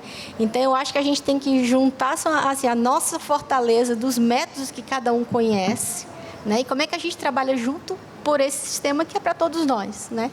Para nós, para nossos filhos, para todo mundo, né? Se a gente quer ter sistema continuando de alguma forma aqui no Brasil. Então, obrigada a todos e boa noite. Obrigado, Patrícia. Antes de passar para a Márcia e para o César, só um comentário rápido que você me fez lembrar agora da Política Nacional de Gestão de Tecnologia de Saúde, que tem a famosa curva de Bantam, né, do ciclo de vida, que fala que a ATS é a ferramenta aplicável durante todo o ciclo de vida, né? Então, foi interessante lembrar isso lá de 2009, 2010. E outro comentário, né, o César trouxe o MCDA, a análise multicritério, você comentou também. A ABMed conduziu esse trabalho junto ao grupo de trabalho de ATS, com uma proposta de uma abordagem diferente para dispositivos médicos, porque a gente sabe que a abordagem, o nível de evidência, oferta de evidência na literatura é mais escassa para o dispositivo, pelas dificuldades de se conduzir os mesmos ensaios que se faz com medicamentos, e que isso também esteve em pauta lá no meu tempo de Conitec, 2013, 2014, com a Clarice Petramalli, se discutiu trazer um framework do Canadá para implementar, porque eu acho que isso não é só para dispositivos, né? Deveria ser para tudo, porque traz para um critério um pouco mais objetivo aquilo que é subjetivo, e você faz, obrigatoriamente, você tem um olhar muito mais amplo e holístico para promover a incorporação de tecnologias. Então, eu só queria fazer esses 2 comentários e passo para a Márcia e para o César, por favor. Obrigada. Eu gostaria de agradecer a BIMED, né, eu acho que por essa iniciativa, de colocar tanta gente bacana e expert, né, junta para discutir. E eu ia até comentar isso que o Murilo comentou, né, a BIMED tem tomado essa iniciativa de trabalhar junto também com novas abordagens de avaliação de tecnologias. A gente sabe que avaliar dispositivos médicos não é como avaliar medicamentos. Avaliar medicamentos de doença rara não é como avaliar o medicamento de oncologia. Então, assim, eu acho que a gente precisa começar a olhar de diferentes maneiras para diferentes coisas. Eu acho que essa foi a iniciativa da BIMED, que a gente está trabalhando junto. Com essa metodologia de MCGA, eu também sou adepta à tecnologia, né? Já trabalhei com isso até com a Conitec há uns 6 anos. Mas é mais uma ferramenta em todo esse processo, em toda essa jornada. Então, acho que é só para agradecer e reforçar que acho que a gente tem um arsenal de ferramentas aí que pode nos ajudar a seguir nessa discussão e estabelecer aí os melhores modelos de valor para o sistema de saúde. Obrigada. Obrigado, Márcia. César? Bom, tem uma frase bacana, né? Tostines é mais fresquinho porque vende mais ou vende mais porque é mais fresquinho? Né?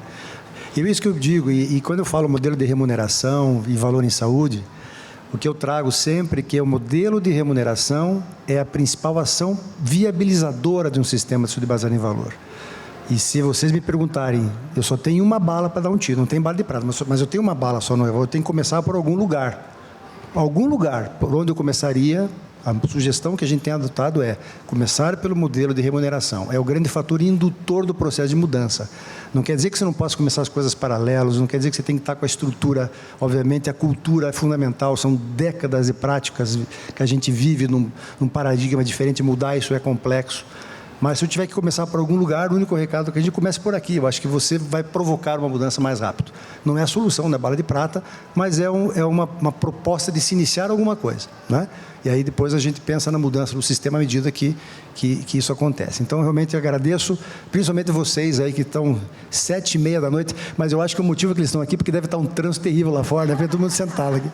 Tá bom, e muito obrigado pela presença, obrigado para a gente poder compartilhar essa final de tarde tão gostoso. Bom, pessoal, muitíssimo obrigado. Foi um privilégio estar aqui com vocês hoje. Acho que foi uma aula de saúde baseada em valor, realmente, e foi uma honra poder participar como moderador desse painel. Mais uma vez, o agradecimento à BIMED e a todos vocês que permaneceram fiéis aqui, porque esses painelistas geraram muito valor para a audiência. Muito obrigado e até a próxima.